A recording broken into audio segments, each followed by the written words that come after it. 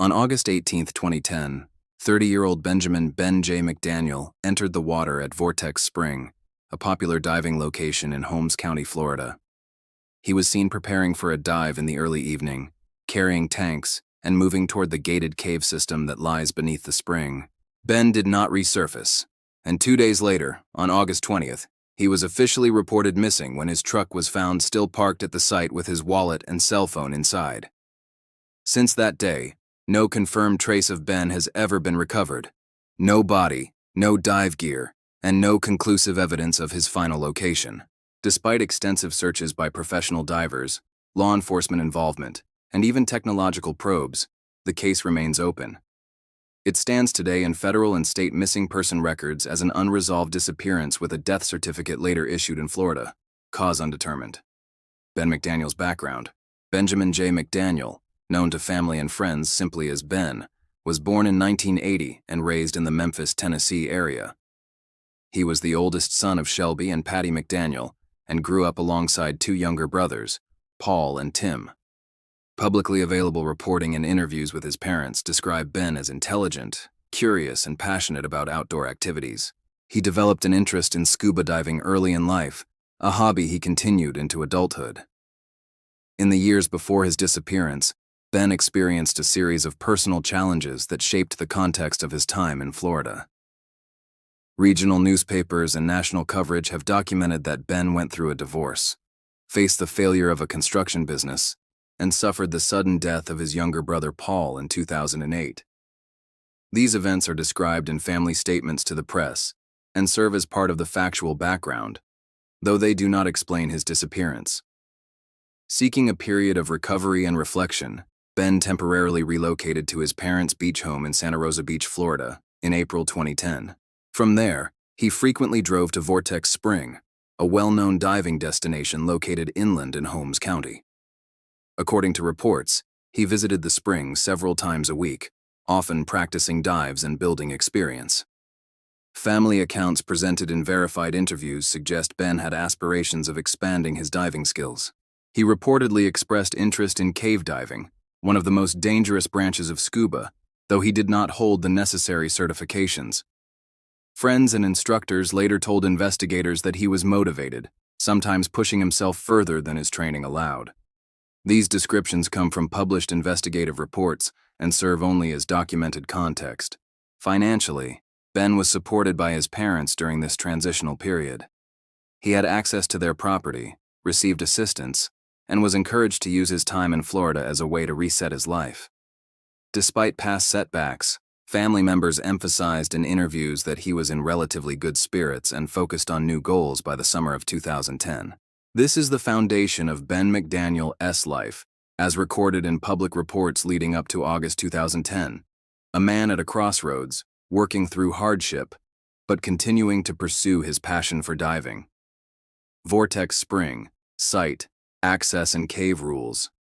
Vortex Spring is located near Ponce de Leon in Holmes County, Florida. It is one of the largest diving facilities in the southeastern United States and has long been a popular training ground for scuba divers. The property includes a recreational swimming area, a dive shop, and a system of natural freshwater springs. Its most distinctive feature, however, is the underwater cave system that extends far beneath the surface. The spring itself has a large basin of clear, cool water, with visibility that often extends more than 50 feet. At its base lies a cavern entrance that leads into an extensive cave passage. This system extends hundreds of feet underground, eventually narrowing into tight, difficult-to-navigate tunnels. Depths increase rapidly once a diver passes the cavern zone. It is this environment that makes Vortex Spring both attractive and hazardous. Because of the risks, the cave is protected by a locked gate at the entrance beyond the cavern area. This gate was installed after a series of fatalities in the 1990s, when multiple divers lost their lives attempting penetrations without proper training.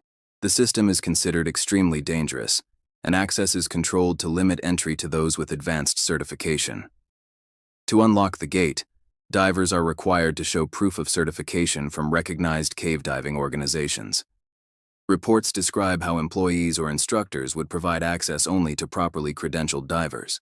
The gate is intended as a safeguard, not just against inexperienced visitors, but also against those who might overestimate their skill.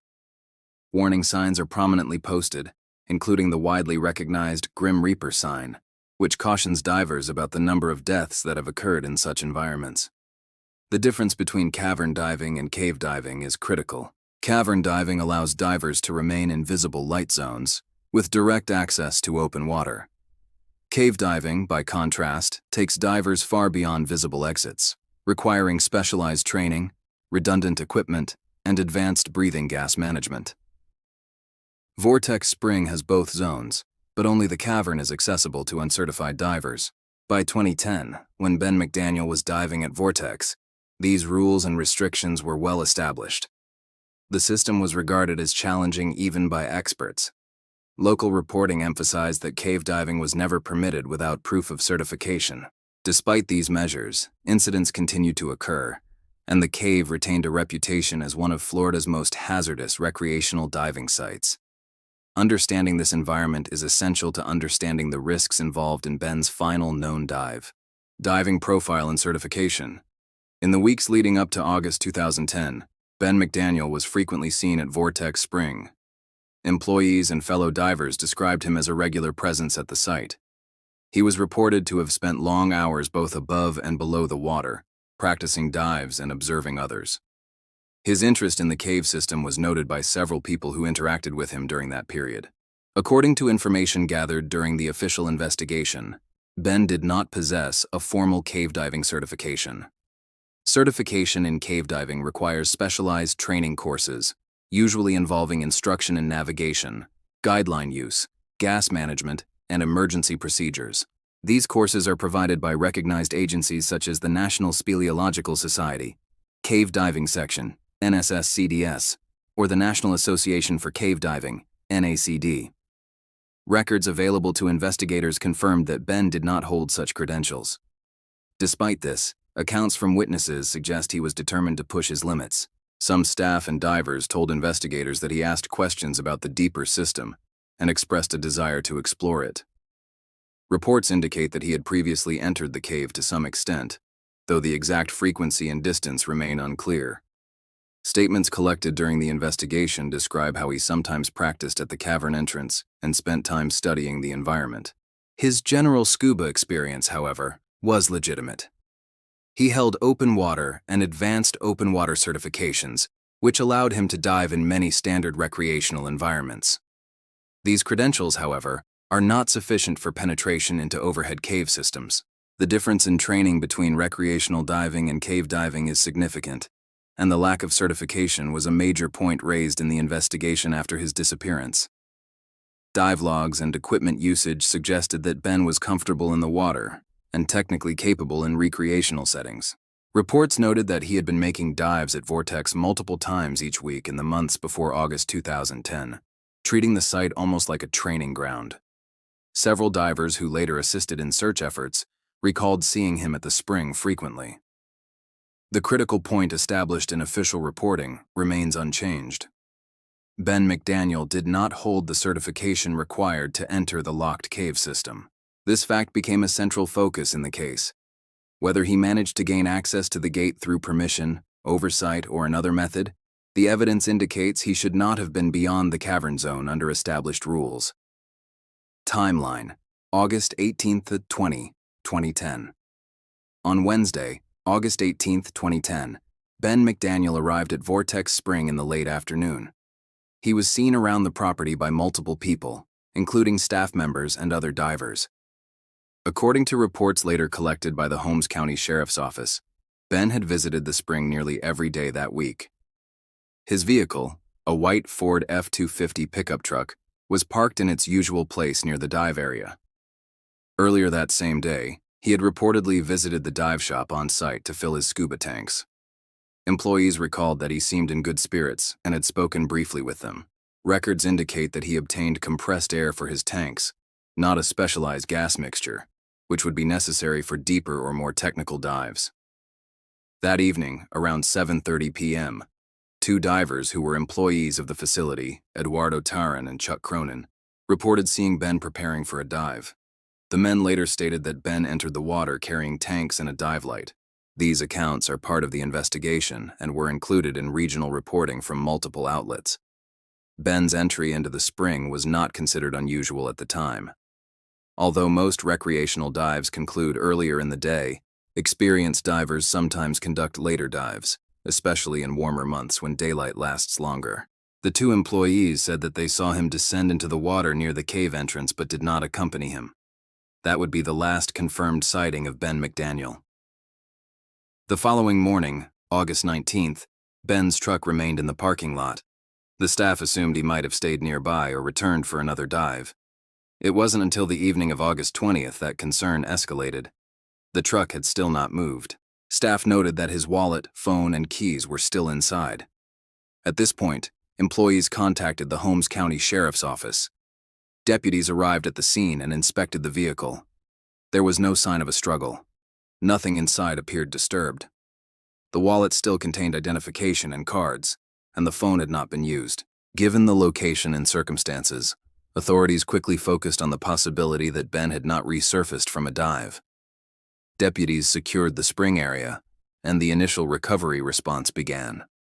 The assumption at that moment was that Ben had drowned during a solo dive into the cave system. Search divers arrived shortly after the report was filed. The first underwater searches began late that same day. Recovery teams used standard dive procedures for initial sweeps, starting at the entrance, checking the cavern zone, and examining the immediate areas accessible without entering the gated cave. On August 21st, more experienced cave divers were brought in to assist. These included divers familiar with Vortex Spring's cave layout, some of whom had previously conducted recoveries there. The decision was made to expand the search deeper into the system. News of Ben's disappearance spread quickly. Local authorities reached out to the McDaniel family, who lived in Tennessee. Shelby and Patty McDaniel, his parents, drove overnight to Florida and arrived on site within 24 hours of the report. By then, divers had recovered 2 of Ben's tanks near the cave entrance. These tanks reportedly contained compressed air, not trimix or other blends required for deep cave diving. The presence of air tanks at the cave's edge raised concerns, as it suggested a possible entry into deeper territory without adequate gas for return. Despite this, no trace of Ben himself was found in the initial days of the search. There was no physical evidence of distress in the cave's outer regions, no signs of an accident or gear malfunction. The timeline from August 18th to August 20th set the foundation for everything that would follow. A man seen entering a dangerous environment alone, a vehicle left untouched for days. Dive gear recovered, but no diver. These facts, confirmed through investigation and witness accounts, marked the beginning of a search and a mystery that remains unresolved over a decade later. Underwater search and recovery efforts. Once it became clear that Ben McDaniel had not returned from his dive at Vortex Spring, law enforcement and specialized recovery divers moved quickly to begin underwater searches. The initial assumption was that Ben had attempted to enter the cave system and either became lost or was unable to return. The first searches were conducted by local divers familiar with the spring. These early efforts began the evening of August 20th, just hours after Ben was officially reported missing. Divers checked the open water portion of the spring, including the cavern zone, which is the area before the gated cave begins. This area was well lit, with clear visibility, but no trace of Ben was found. As the hours passed, it became increasingly unlikely that he would be found alive. The operation quickly shifted from rescue to recovery.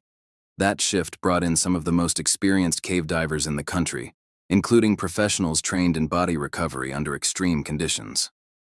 Over the next several days, a series of coordinated dive operations took place. Divers methodically pushed into the cave system, going well beyond the standard recreational zones. These were not casual dives. They required advanced trimix gas blends, redundant air supplies, safety lines, and extensive pre-dive planning.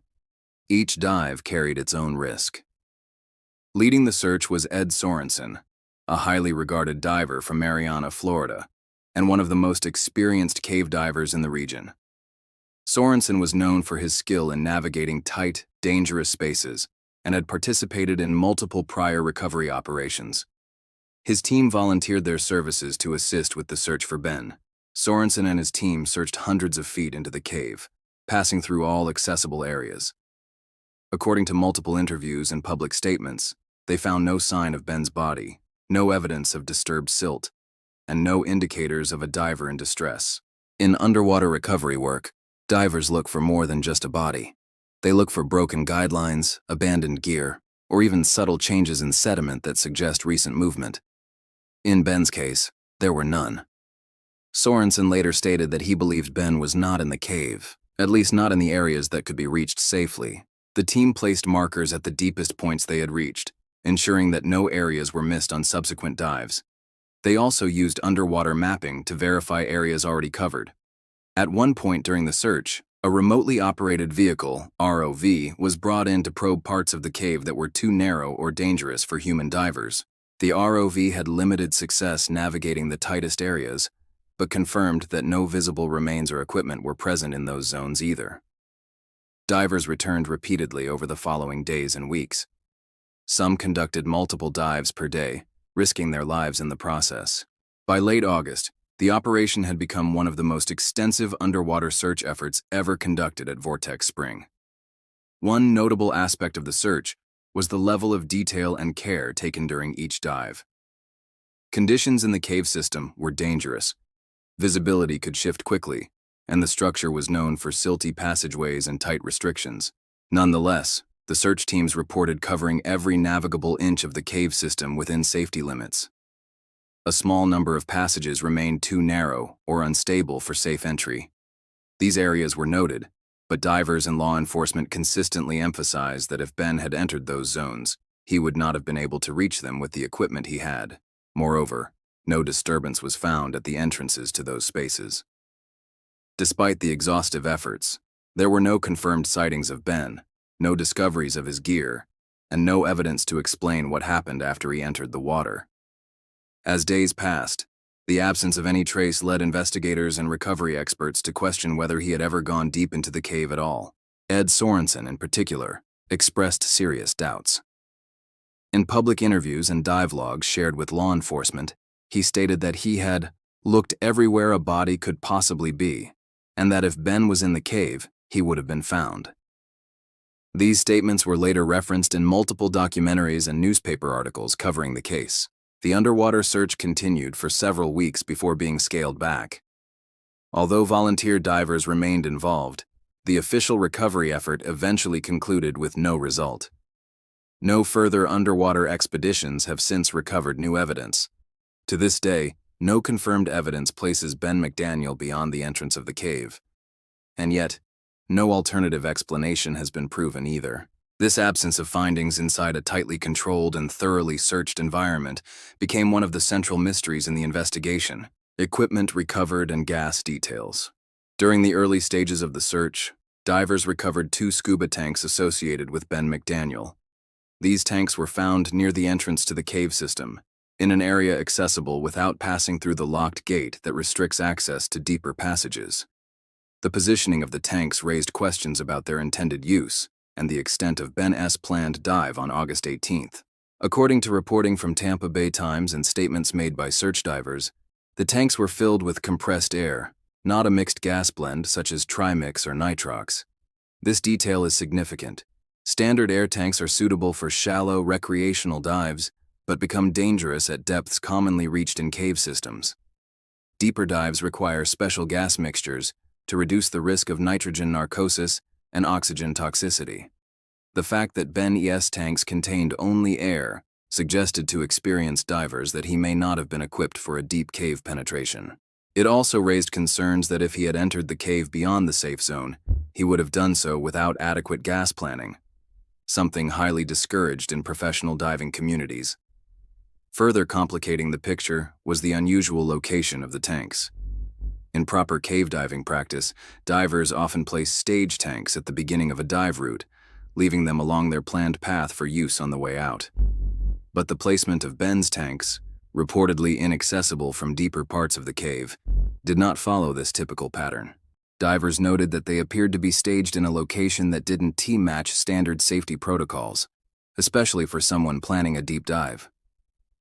The tanks were analyzed as part of the initial investigation, but no official toxicology or tampering reports have been released publicly. Their condition appeared normal. They were not damaged or leaking, and their contents were consistent with what would be expected from a standard tank fill at the on-site dive shop. No other equipment belonging to Ben, such as fins, mask, dive computer, lights, or a wetsuit, was ever recovered during underwater searches. The only confirmed items directly linked to him underwater were the 2 air tanks. This lack of gear, combined with their positioning, became one of the many unresolved aspects of the case. Surface, outflow, and environmental checks. While the primary focus of the search remained underwater, law enforcement and volunteers also conducted surface and environmental checks around Vortex Spring and the surrounding property.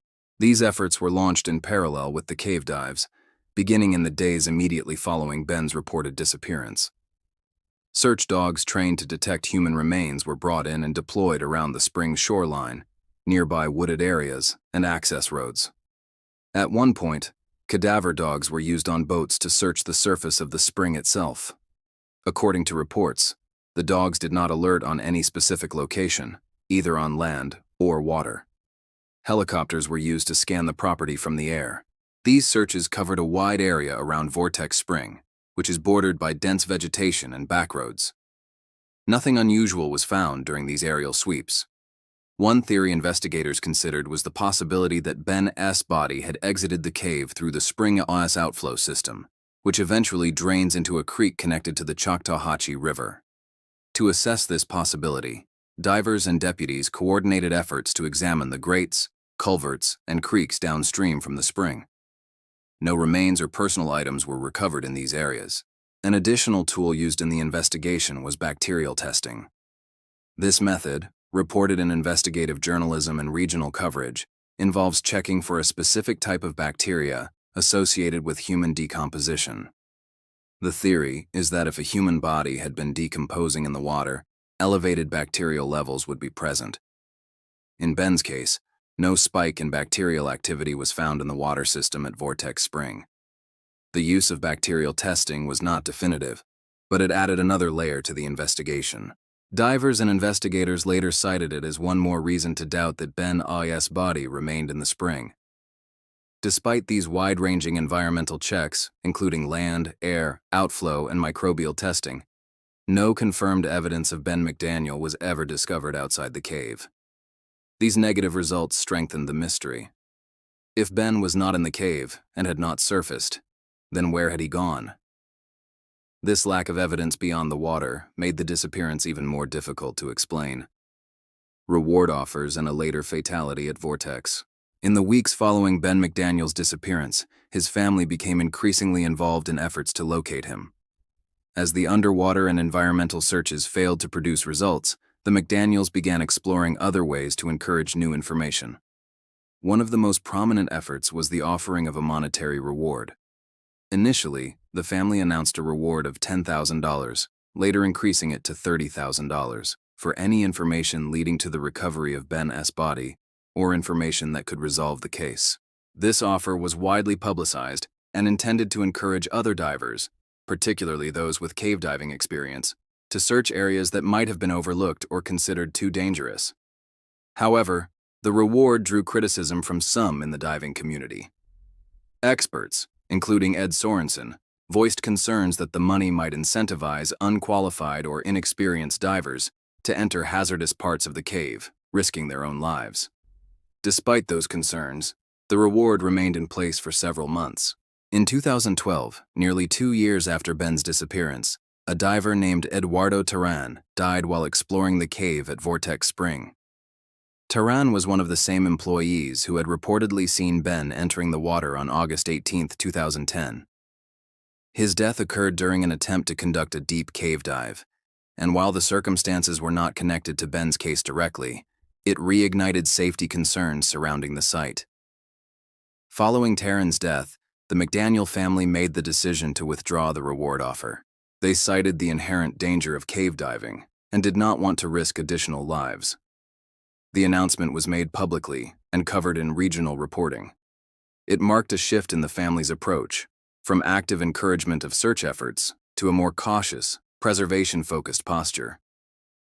No one ever came forward with information to claim the reward. The funds were never paid out, and no diver reported finding any new trace of Ben.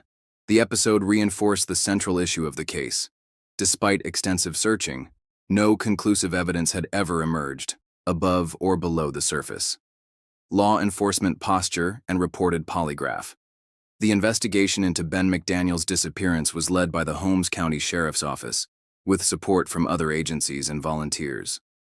From the outset, law enforcement treated the case as a missing person report with unusual circumstances. While the working theory involved a possible cave diving accident, investigators did not rule out alternative explanations. Detectives conducted interviews with Vortex Spring employees, local divers, and anyone known to have interacted with Ben in the days prior to August 18th. One key individual was an employee who had reportedly unlocked the gate to the cave system for Ben. Access to the cave was restricted by a metal gate, requiring a key typically given only to certified cave divers. According to reports published by Tampa Bay Times and other verified outlets, the employee admitted to unlocking the gate for Ben more than once, despite knowing he was not certified for cave diving. This detail was central to the investigation, as it helped establish that Ben may have had prior access to the restricted zone. As part of the follow-up inquiry, the employee agreed to take a polygraph examination. The results of that polygraph were reported as passed by both the employee and investigators. While polygraph results are not admissible in court and are not considered definitive proof, they are sometimes used as an investigative tool to assess credibility.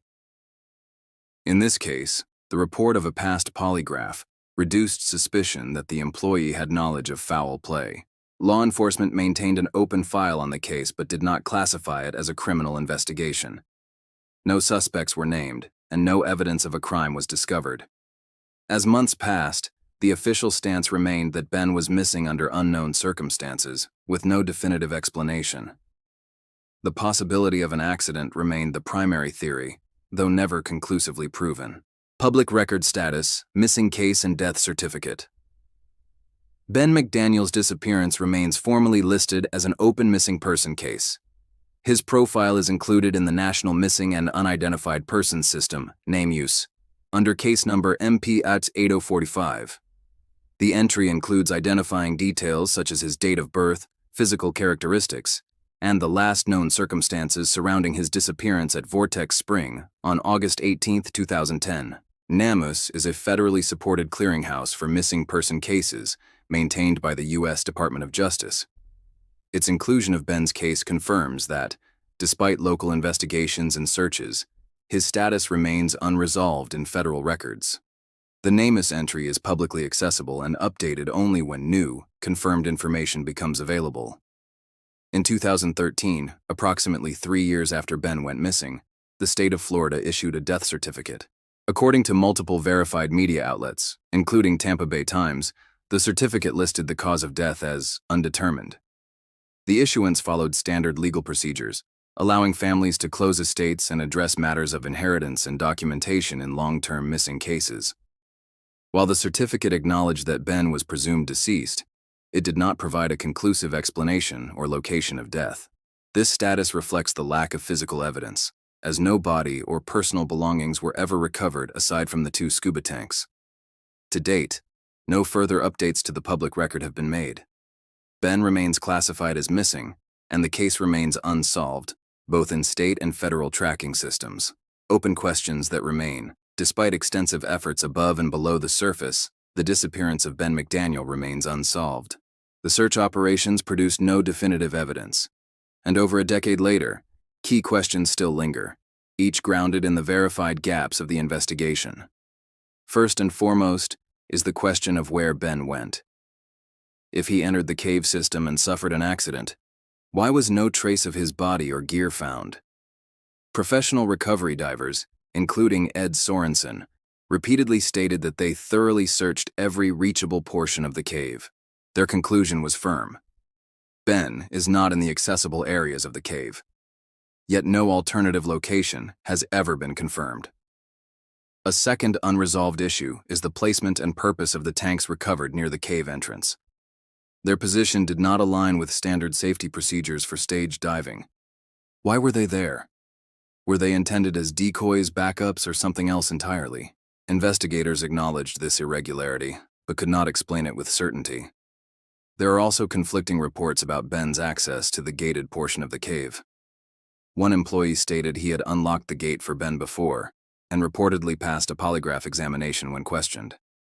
Still, there is no written record or formal log showing Ben was authorized to enter the cave, nor any video footage confirming how far he went that night.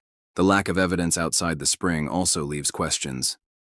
Cadaver dogs, aerial searches, creek outflow inspections, and even bacterial tests all failed to show signs of human remains or decomposition. If Ben didn't die in the cave and didn't exit alive, where did he go? Finally, the death certificate issued in 2013, while legally useful, offered no closure. It declared Ben deceased with cause undetermined, but it did not settle the core mystery. What happened to him, and where is he now? These unanswered questions remain rooted in the factual record. They reflect not speculation, but the official limits of what law enforcement, dive teams, and forensic methods have been able to confirm. Safety context and cave diving policy takeaways. The disappearance of Ben McDaniel highlights the extreme risks associated with cave diving, particularly when divers enter overhead environments without proper training or certification. Even in a controlled facility like Vortex Spring, danger remains a constant factor. The site had already earned a reputation for fatalities in the 1990s, prompting the installation of warning signs and the locked gate system designed to restrict access to the deeper cave zones. By 2010, those safety measures were well established. Access to the gated section of the cave was limited to divers who held verifiable full cave diving certification from recognized organizations. This certification requires specialized education in navigation, gas management, silt control, and emergency procedures, all essential in the disorienting and high-risk cave environment. The warning sign posted near the gate, often referred to as the Grim Reaper sign, was created as part of an international cave diving safety campaign. It warns, "There's nothing in this cave worth dying for," and lists the number of known fatalities. It serves as a last reminder that entering such a system without the proper training can be fatal. The case also illustrates why solo diving, particularly in cave systems, is strongly discouraged. Diving without a buddy increases the likelihood that emergencies will go unnoticed and unassisted. The diving community often points to Ben's case as an example of the need for stricter enforcement of safety protocols, not just signage, but oversight of gate access and training requirements. The risks are real, and in Ben's case, they remain unresolved. Closing summary. What's known versus unknown. Ben McDaniel was last seen entering the water at Vortex Spring, Florida, on the evening of August 18, 2010. His truck was found 2 days later, still in the parking lot, with his wallet, keys, and phone left behind. Despite extensive search operations, both underwater and above ground, no trace of Ben has ever been found. We know that 2 of his air tanks were recovered near the entrance to the cave, and we know they contained standard compressed air, not the gas blends required for deep diving. Professional recovery divers searched hundreds of feet into the cave system and found no evidence of a body, gear, or disturbance. Surface searches, downstream outflow inspections, and even bacterial decomposition testing produced no signs of human remains. Law enforcement classified the case as a missing person, with no evidence of foul play. A Florida death certificate was issued in 2013, listing the cause of death as undetermined. What remains unknown is what happened to Ben after he entered the water. Did he perish in an unreached corner of the cave? Did he exit undetected? Could something else have occurred entirely? There is no confirmed evidence of Ben beyond that final dive entry. The cave was searched. The surface was searched. Still, the outcome remains a mystery. To this day, the case remains open. Ben McDaniel is officially listed in federal and state records as missing, and his disappearance continues to raise questions that no one has yet been able to answer.